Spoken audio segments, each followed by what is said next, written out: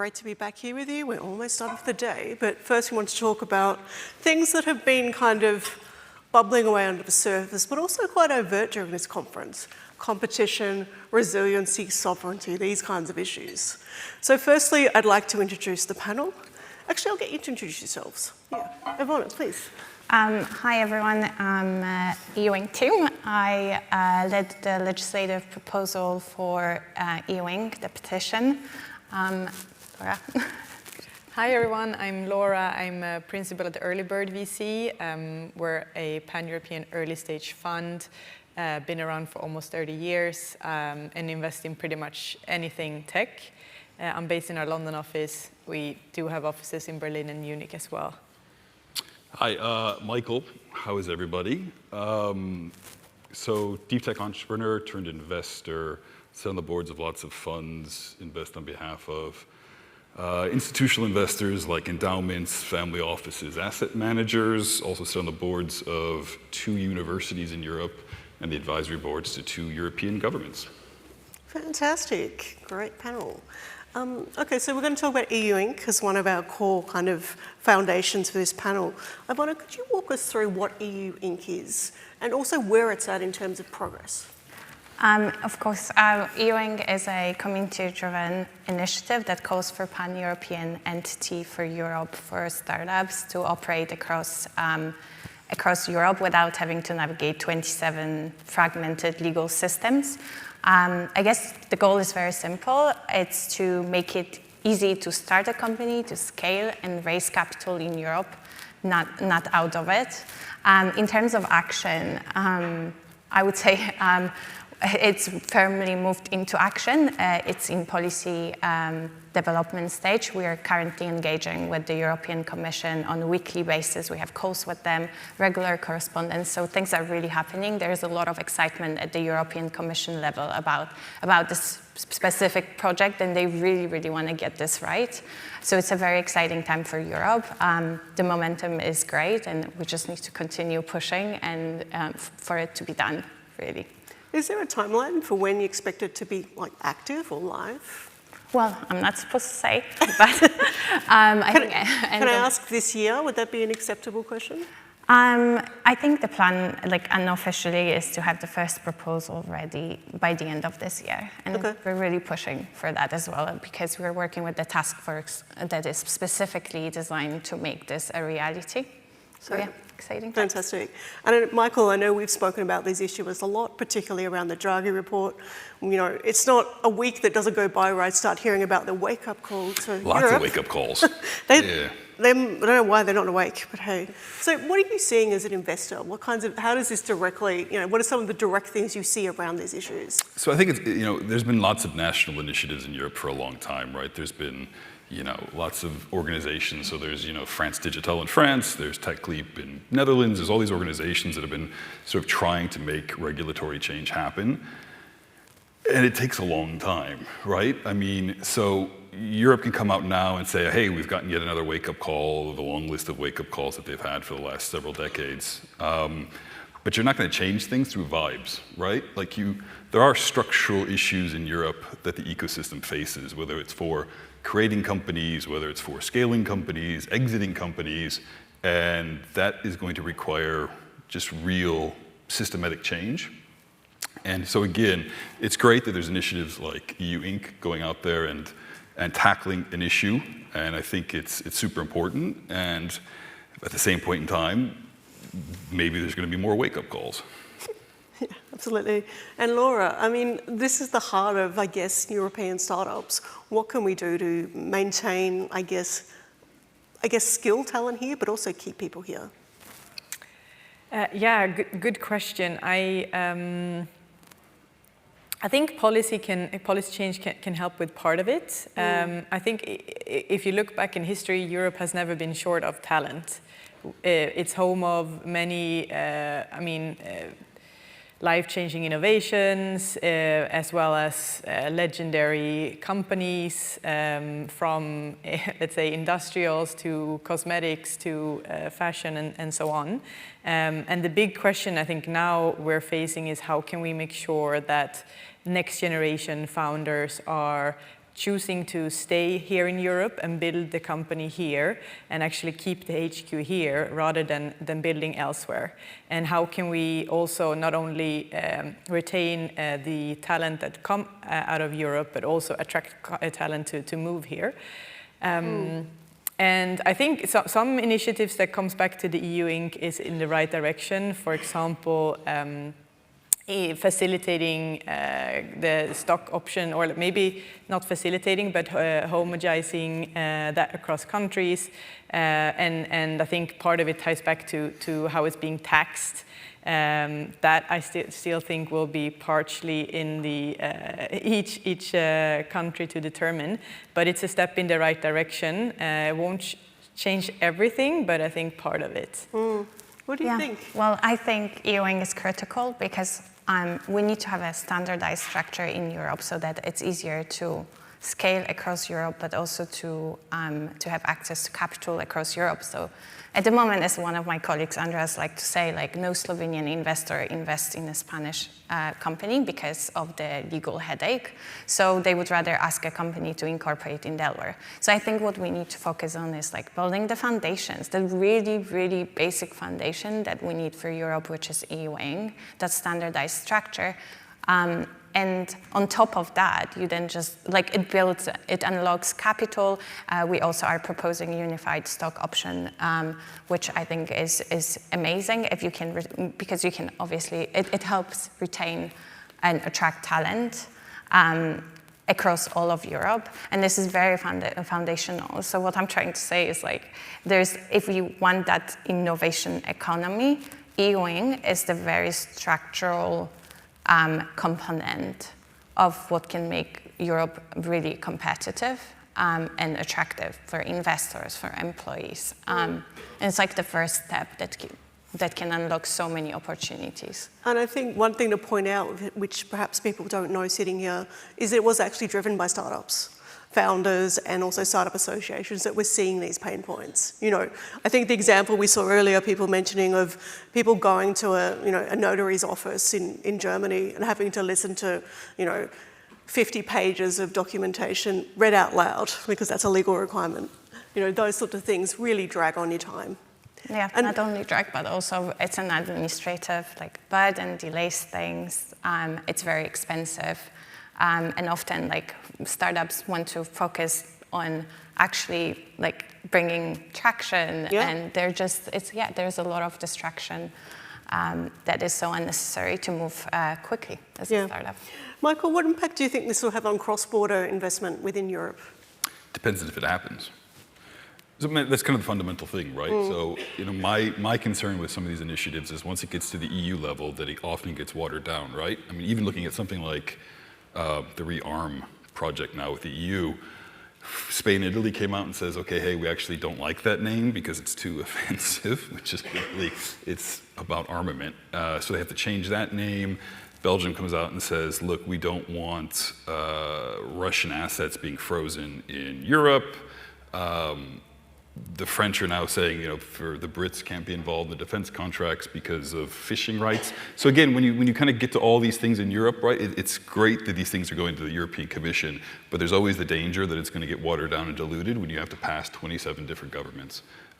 You see that with a lot of different pan-European initiatives, and so hopefully, fingers crossed, goes through, everything's amazing, and it will make a difference and an impact. At the same point in time, I think people have to remember that most European investment funds, or many European investment funds, get a lot of their money from European government LPs, and a lot of those LPs have investment restrictions, right? So even the EIF, right? If you take money from the EIF, that means 2/3 of your investments has to go to EU countries. If you take money from a fund-to-fund like the NIF, right, the NATO Investment Fund, you can only invest in countries which invested in that fund, BPI, KfW, et cetera. So I think it's going to help on the angel level, and I think that's really impactful. And I think there's still always going to be an opportunity to kind of sit with, in Europe, kind of above the national interests and not have the strings attached of having that government LP money, and probably we'll see some sort of impact there. But you just have to understand Europe has just a lot more complications than some other major economic areas. Yeah, and Laura, I mean, Earlybird is one of the best known VCs within Europe. I know we get lots of news from Earlybird, which is great. I mean, obviously there's America, there's China. And they're often raised as the example of, they've got these plus unicorns, super unicorns, I guess I call them. We don't have those in terms of the raise and the amounts that people have, have raised institutionally within Europe. Can we create those structures? I mean, does policy actually achieve any of this? What kind of makes these things happen from your experience? Yeah, I mean, I think you have to go back to the question we talked about before, like making it attractive to start companies and not only start, but also help them grow and scale. And so, I mean, the startups of today are the tech giants of tomorrow, and this is not something that will be changed overnight. It will take time.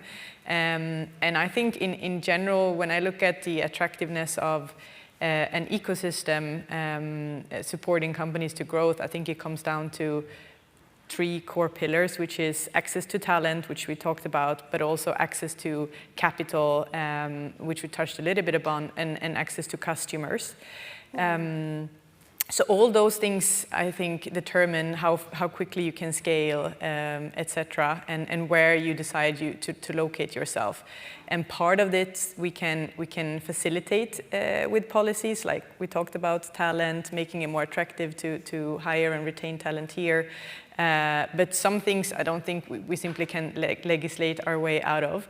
I mean, talking about access to customer, if you're a consumer company, in some ways it will always be easier to scale in the US because it's one country, one language, and there is a lot of homogeneity that comes with that.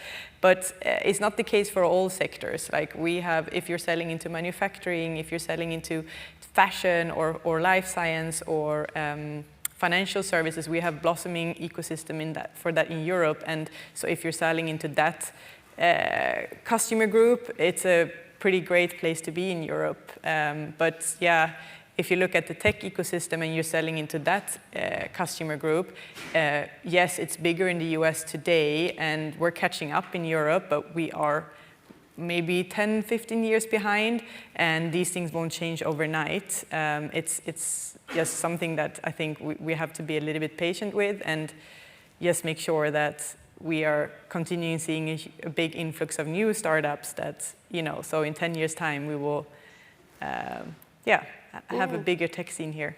Yeah, for sure. And I mean, we always talk about the great attributes of US founders, but I'm always wondering, what are the attributes of European and UK founders that really the US and China and probably other places could learn from? Is there anything that stands out for anyone? Well, I would almost argue that there is very few, I don't even know what an American founder is, because a lot of the entrepreneurs in US are actually not from, born in I was going to say, US. statistically speaking, like 40% of the NASDAQ has founders that were coming from international. I actually think that that's something that's not discussed enough in Europe, is this, you have to become, any country to become a really thriving ecosystem is going to have to be incredibly attractive to international founders. And the fact that,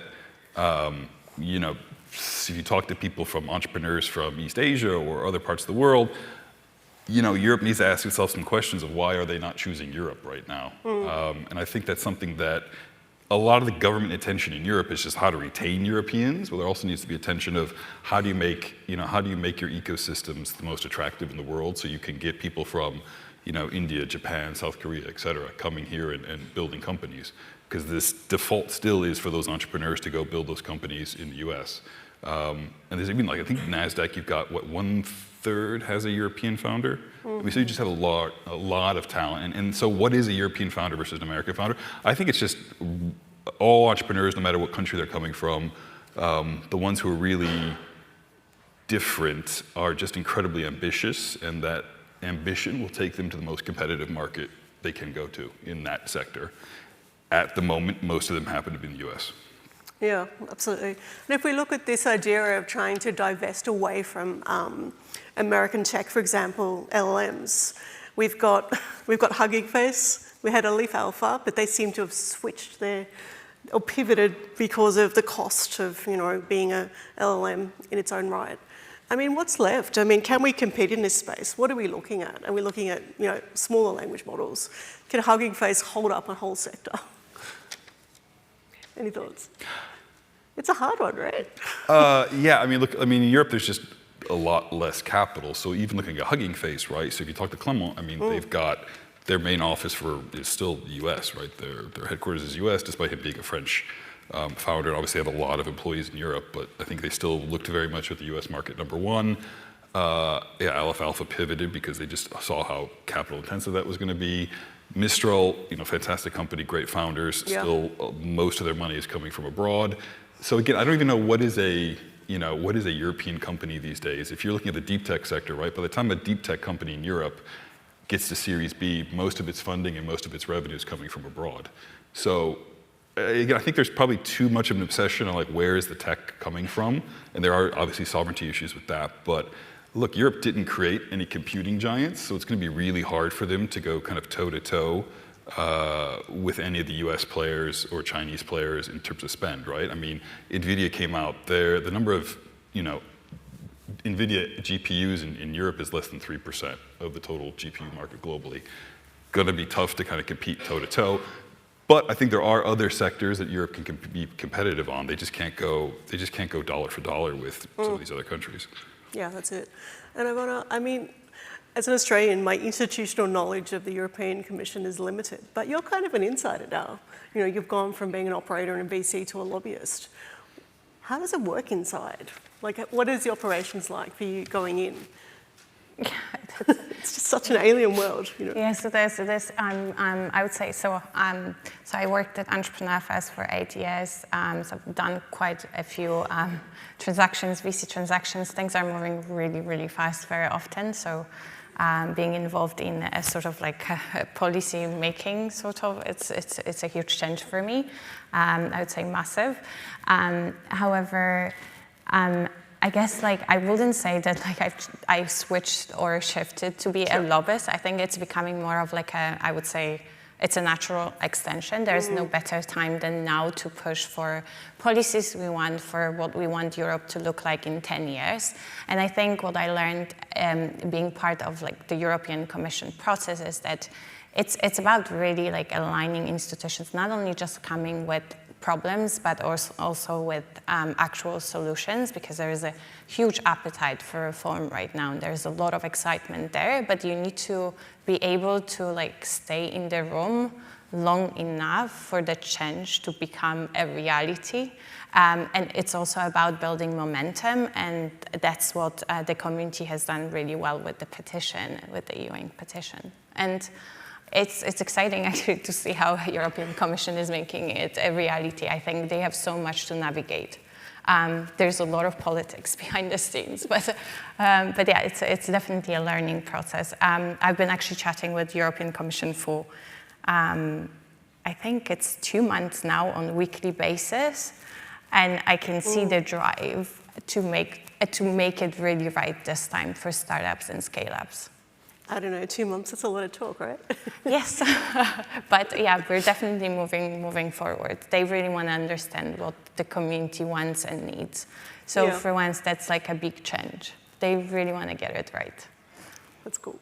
Yeah, I guess a concluding question, Rala, because we've got just over a minute. Can the US's inherent political instability be Europe's advantage? How do we capitalize on this? What is to mention it? Yes, but at the same point in time, Europe also has to get over their own hang-ups, right? I mean, if you've got, again, looking at going back to security and defense, right? If you've got the French saying, cool, the UK can't be part of a security pact just because of fishing rights, that's just as sort of petty. I mean, even going back to some of these initiatives we're talking about here, whether it's EU-Inc or what's Harry's thing, Project Europe? Project Europe. And so just kind of going back to those things, right? The amount of pushback some people in the ecosystem have for them. Yeah. I'll say positive things about, EU-Inc, and I get people from these sort of national organizations within Europe saying, oh, but we've been working on these things for over 10 years. It's cool, but you didn't do anything. Same thing for Project Europe, right? They'll come out and I post a thing just saying, hey, great, nice to see another initiative, and people get kind of angry about that. So I think Europe just has to get over its own hang-ups as well and just understand that at the end of the day, results matter and there's nobody stopping you from just doing things. I think it's something that people get kind of hung up on. And so yeah, is there an opportunity for the US? Sure, maybe. Once there's no longer a hot war kind of going on in the east of the continent, I think some of the interest will die down in Europe. The reality is Europe also put themselves in that position. So Europe, I think they can blame others as much as they want, but they should also point the finger at themselves a lot more. I think that's a great conclusion to our panel. Thank you so much, everybody. Thank you. Pleasure.